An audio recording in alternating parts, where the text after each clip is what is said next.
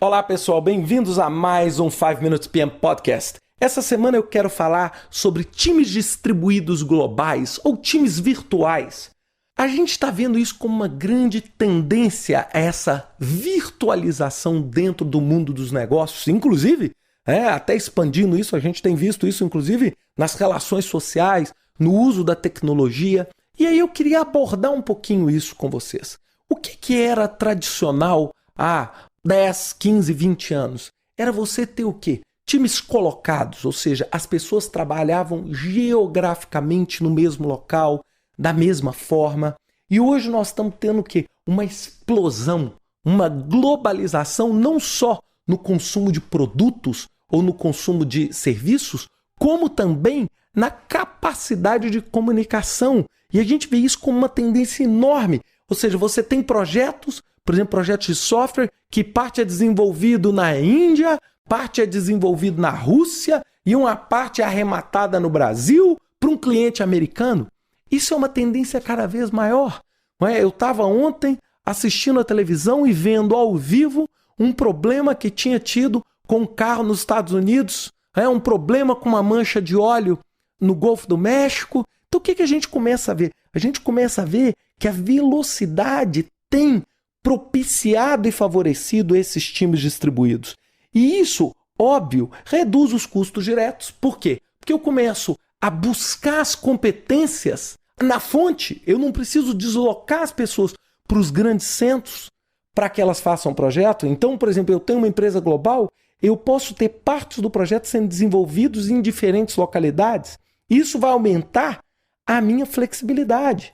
Mas, ao falar isso tudo, parece que esse mundo é perfeito. Poxa, olha que beleza. Eu vou usar uma tecnologia e vou substituir o contato humano. E aí a gente começa a ver os grandes desafios disso. Primeiro, a dispersão geográfica. A dispersão geográfica se traduz em diferentes horários, diferentes formas de comunicar, barreiras, transporte. Ou seja, você simplesmente conversar, você se encontrar com uma pessoa que está do outro lado. Então, essa dispersão geográfica já é por si só um desafio. Segundo, os aspectos culturais. Você conversar com uma tela de computador não é fácil. Não é fácil. Você, por mais que você tenha mecanismos de videoconferência, chat, mecanismos de mensagem instantânea, culturalmente, isso ainda é um desafio, Encontrar, a gente quer conversar com as pessoas face a face. A comunicação, isso por quê? Por causa de linguagem, por causa de aspectos culturais. Você tem determinadas regiões do mundo onde você tem mais dificuldade para dizer o não, então você diz o não de uma forma diferente. Então você precisa perceber que culturalmente as organizações, quando elas tornam projetos com times distribuídos, isso gera um desafio enorme. E esses obstáculos todos que eu falei, muito difícil de controlar, eles se dividem basicamente em obstáculos técnicos e não técnicos. Tem um artigo muito interessante do Lipnek e Stamps que ele fala um pouquinho sobre isso. O desafio técnico é natural, como eu, por exemplo, fazendo trabalhos na África.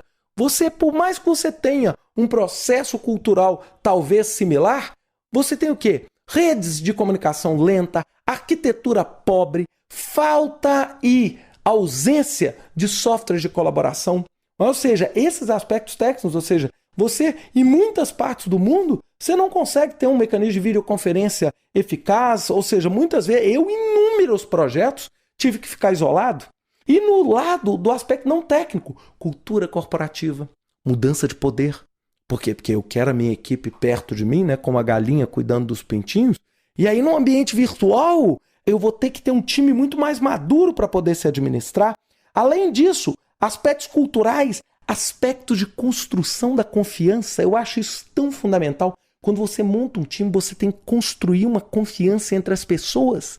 E isso é muito mais fácil se você tem todo mundo na mesma sala. Não tem jeito de eu marcar um chopp virtual. Sabe? Às vezes, quando eu estou trabalhando com pessoas de outra parte do planeta, às vezes você chamar para um chopp, você está sendo ofensivo.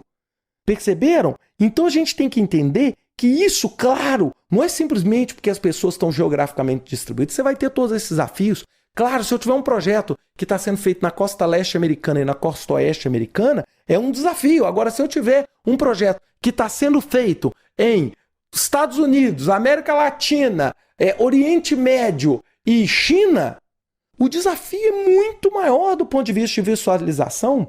E aí a gente começa a pensar o seguinte: o que a gente pode fazer e o que influencia o sucesso? Primeiro, o que a gente pode fazer? Intensificar o uso da tecnologia. Quanto mais a tecnologia vai nos apoiando, mais fácil vai ser de romper esses obstáculos. As novas gerações já estão vindo com isso, né? Se a gente vê os mecanismos de redes sociais, etc.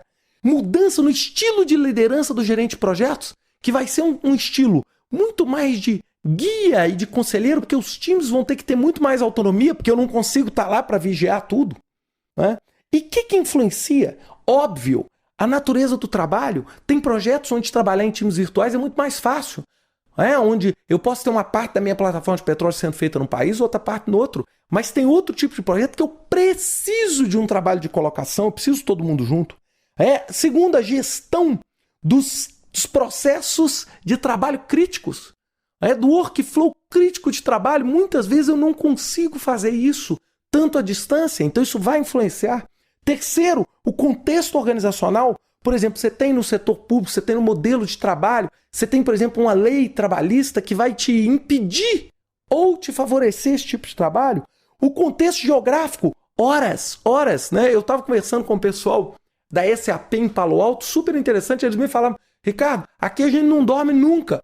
Por quê? Porque nós estamos num horário que é super interessante. De noite nós temos que estar ligando para a China. E de manhã nós temos que estar na reunião na Costa Leste. Então, ou seja, você tem esse problema do horário, que é um problema natural. Então, a questão geográfica passa a ser fundamental.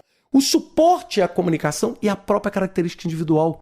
Lógico, tem pessoas e tem áreas que têm mais facilidade. A área tecnológica tem muito mais facilidade de entender esse conceito virtual do que uma área de engenharia tradicional. Então, isso tudo a gente precisa avaliar ao entender os nossos times globais. Isso tudo que eu falei hoje é só para a gente dar uma pensada. É lógico que eu não quero que nenhum de vocês com esse podcast se torne um especialista em times distribuídos, mas são fatores que nós temos que pensar. Não é simplesmente instalar um computador do lado e outro do outro que as coisas vão acontecer.